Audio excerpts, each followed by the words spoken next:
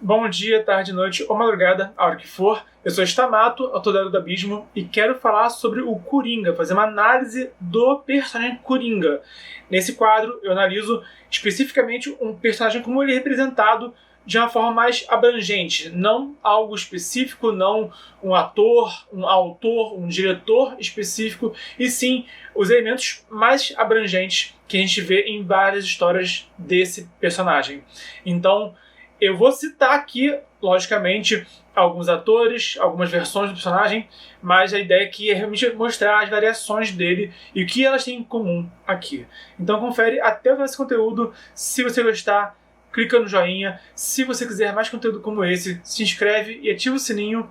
E se você conhecer alguém que pode se interessar por esse conteúdo, envia também na rede social.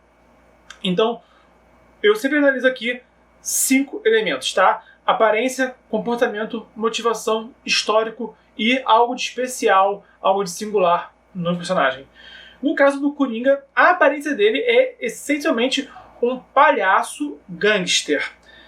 E esse elemento gangster é o que acaba variando de abordagem para abordagem. Se for ver, por exemplo, o Jack Nicholson, ele tinha aquele visual mais noir, né? O Tim Burton fez uma Gotham City bem gótica, sabe? Mas ele tinha aquele visual, anos 80, né? O filme, mas é um visual de um gangster daquela época, só que escravatoso, né?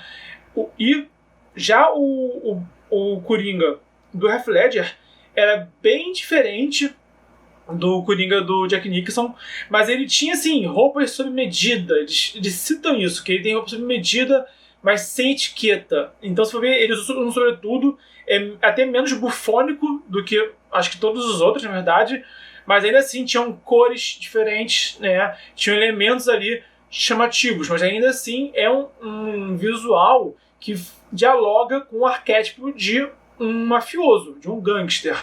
E já o Coringa, por exemplo, também do Jared Leto, já é uma figura de gangster mais contemporânea, né? De ter joia no dente, de ter uma visão mais bandidinho contemporâneo, que, na minha opinião, de Mulher Mortal, não funcionou pro Coringa. Não é porque pro Coringa, porque ficou, enquanto o visual do Jack Nicholson e o visual do Heath Ledger, você consegue olhar para esse visual depois de 10 anos ou mais e continuar gostando desse visual. Esse visual do Coringa do Jared Leto, na minha opinião, o erro principal foi já ele muito datado, né? Ele é muito específico de um período de tempo muito breve, né? E que hoje em dia mesmo é o Batman mais recente, mas é o Batman que é o Coringa mais recente, mas é o Coringa assim que a gente já não enxerga mais, a gente já vê que esse visual dele passou, sabe? Então era um visual que pra mim estava bem nítido que depois de um tempo, de um breve tempo, já não ia mais funcionar, enquanto os outros eram mais anacrônicos, tá? Mas o que eu quero dizer aqui, citando os atores como exemplo, é como que eles têm como em ponto em comum, todos eles, o elemento gangster, só que revisado de acordo com o seu tempo. É isso que eles têm sempre em comum. Além disso, o sorriso do Coringa é algo obviamente comum. E aí, de novo, cada um deles usa de uma forma diferente. Em alguns é só uma maquiagem, alguns é um sorriso deformado. O Jack Nicholson, ele usava uma prótese, que machucava ele inclusive, mas tinha uma prótese na cara dele, que mesmo quando ele não estava sorrindo, a cara dele ficava congelada, né, no formato do sorriso, enquanto o Heath Ledger tinha as cicatrizes na boca dele, né, e no caso do Jared Leto era só a maquiagem, né? Ele era visto, inclusive, sem estar rindo algumas vezes. Foi o primeiro Batman dos cinemas, né? Que não tinha, assim, não tava com o rosto sempre sorridente. Mas o sorriso do Coringa é algo... No caso do Jared Leto, eles chegaram a botar as joias no dente dele, então quando ele sorria usando as joias, ficava bem característico, né? E o terceiro elemento, que é muito importante no Coringa, que eu acho que tem que ter em todos os elementos, em todas as grandes representações dele, é como que ele se fantasia. É muito comum o Coringa se fantasiar ao longo das histórias. Eu lembro de um quadrinho velho do Coringa, assim, do Batman do Coringa, que ele descobre que tem um navio afundado em Gotham, né? E ele se fantasia de pirata pra ir, que ele quer o tesouro, né? Ele quer o dinheiro que tá dentro desse navio. E aí a Batgirl evita que ele pegue esse navio, porque o navio tem que ir para o museu histórico, né? Tem esse conflito ali. Mas o Coringa do Jack Nicholson, por exemplo, ele também muda de visual ao longo do filme. Ele usa ali uma roupa de pintor uma hora. O Coringa do Heath Ledger aparece de roupa de enfermeira em outro momento, né? Até o Coringa do Jared Leto também é visto usando várias roupas ao longo do filme do Esquadrão Suicida. Então, eles sempre trazem essa questão. Ele muda de roupa com frequência, tanto quanto ele muda de humor com muita frequência, pelo lado da loucura dele. O que é o segundo tópico, que é o comportamento do Coringa. De tudo que o Coringa já se comportou, sabe? Ele era mais mafioso com o Jack Nicholson, era mais anarquista com o Dark Knight, né? Heath Ledger. Mas ele sempre é imprevisível e sádico. São os dois elementos que não podem faltar no Coringa. É a imprevisibilidade dele, tá? Inclusive, quando ele enfrenta o Batman, quando ele vai na mão com o Batman, ele não é forte, ele não é um lutador. Mas ele sempre tem ali ele tira uma pistola que você não sabe se ela é uma pistola que vai dar um tiro, se vai ser uma pistola de fumaça, se vai ser só um bang, né? Você não sabe se ele tem a florzinha que ele aperta se é ácido. Então ele sempre tem ali uma carta na manga, tá? Imprevisível. É nisso que se garante tanto em confronto físico como também nos planos dele. Você nunca sabe qual é o próximo passo do Coringa. E ele é sádico. Ele tá sempre machucando pessoas, ele tá sempre fazendo mal às pessoas, né? Principalmente a Arlequina. Acho que inclusive quem mais sofreu na mão dele de todos os tempos, né? Mas enfim, ele tá sempre buscando... não é só fazer mal, mas os planos deles são realmente dolorosos, né? Alguém não vai só matar alguém, vai matar de forma dolorosa alguém. Então o Coringa tem esses dois pontos. Ele tem que ser imprevisível, ele tem que ser sádico. A motivação dele, isso é um dos pontos que mais varia, tá? Em alguns casos, a motivação dele é dominar Gotham, tá? Muitas vezes ele é obcecado pelo Batman, mas também por Gotham City. Ele se sente o dono de Gotham City, ele quer ser o maior mafioso de Gotham, tá? Ele tem esse discurso de vezes que Gotham pertence a ele, né? Isso é demonstrado em algumas histórias dele. Ou então, ele também tem, às vezes, ele quer o caos completo, né? Que é o caso do Heath Ledger. Ele quer só espalhar o caos, ele quer só fazer a sociedade ruir, né? Mas também, um outro ponto que eu acho, na minha opinião, de Medo Mortal, o mais interessante do Coringa, que a gente vê também, ele quer provar que qualquer um pode ser tão ruim quanto ele. Uma frase muito boa do Coringa que está na Pedra Mortal é: o que diferencia eu e você é só um dia ruim. Então, e duas das maiores histórias do Coringa envolvem ele tentando enlouquecer alguém. No caso, o Coringa da Pedra Mortal é o Comissário Gotham, e no caso do Coringa do Dark Knight, do Heath Ledger, é o Harvey Dent. Então, ele tem esse discurso que na verdade ele é normal, na verdade ele não é louco, na verdade ele só passou por um dia ruim e enxergou a verdade, e agora ele quer mostrar a verdade para outras pessoas, e quer provar que qualquer um pode ser tão ruim quanto ele, né? Se essa pessoa tiver um dia ruim o suficiente. Então, na minha opinião, esse é o aspecto mais interessante do Coringa, quando ele tenta mostrar que ele, na verdade, ele tenta provar que, na verdade, ele é um cara normal. E que todo mundo é ruim, na verdade. Isso que eu acho que é mais interessante nele.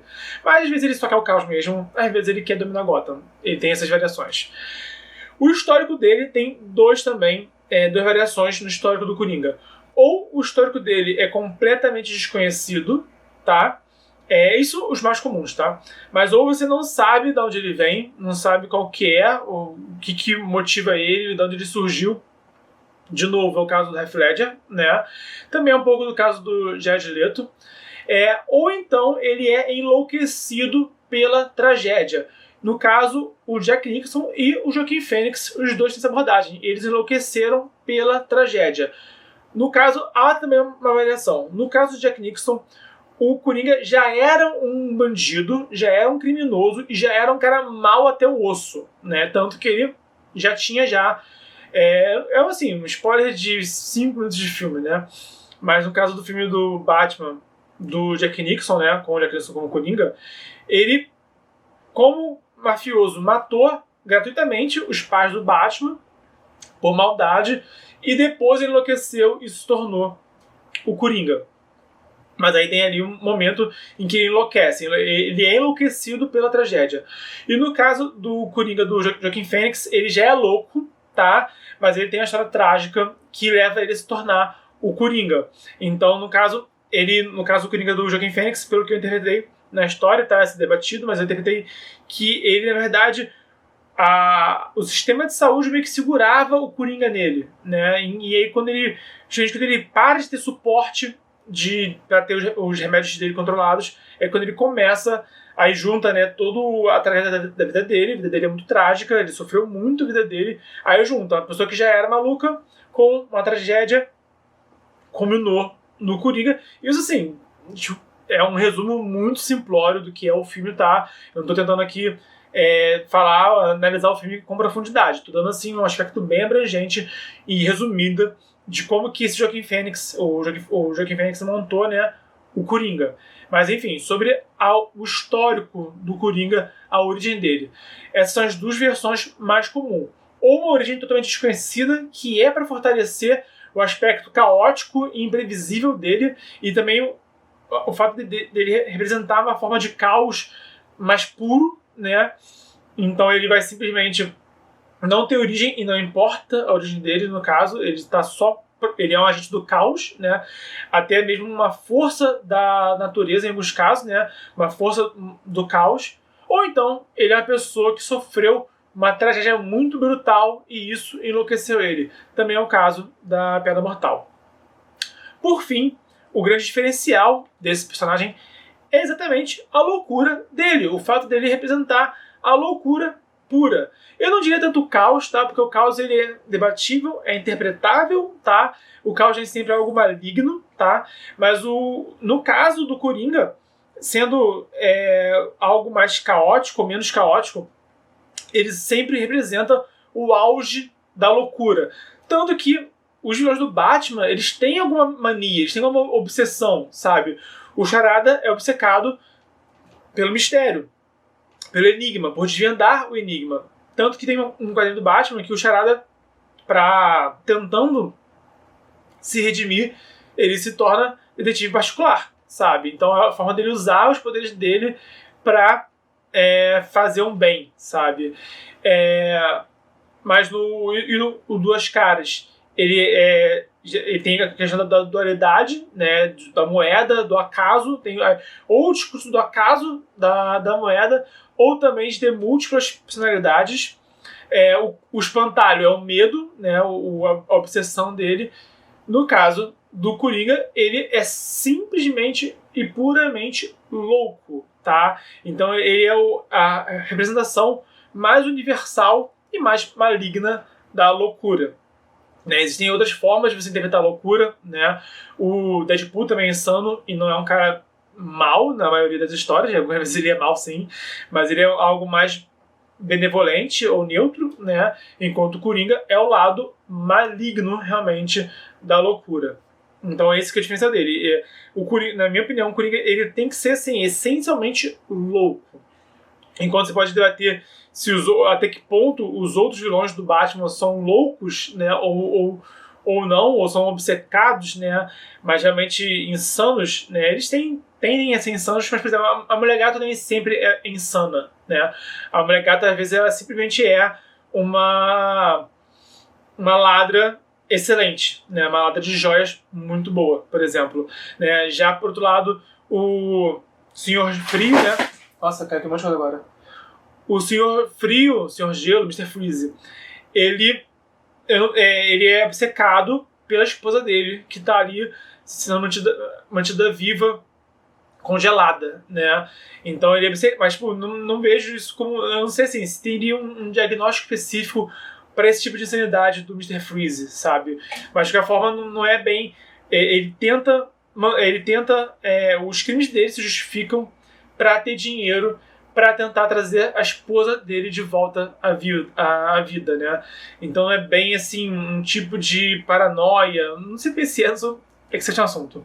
Mas o que eu quero dizer é o seguinte, de todos os vilões do Batman, eles tendem a apresentar algum tipo de insanidade, tá? Mas geralmente é algo mais específico, enquanto do Coringa é algo totalmente abrangente, totalmente universal. Ele é simplesmente louco. Por hoje é isso.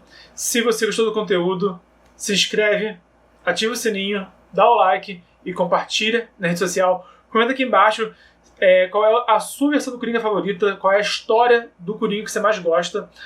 E lembrando, estamos no desafio 366 dias de escrita. É dia de cultura pop, é vídeo de cultura pop, escrita criativa e mercado editorial todo dia de 2020. Então, até amanhã.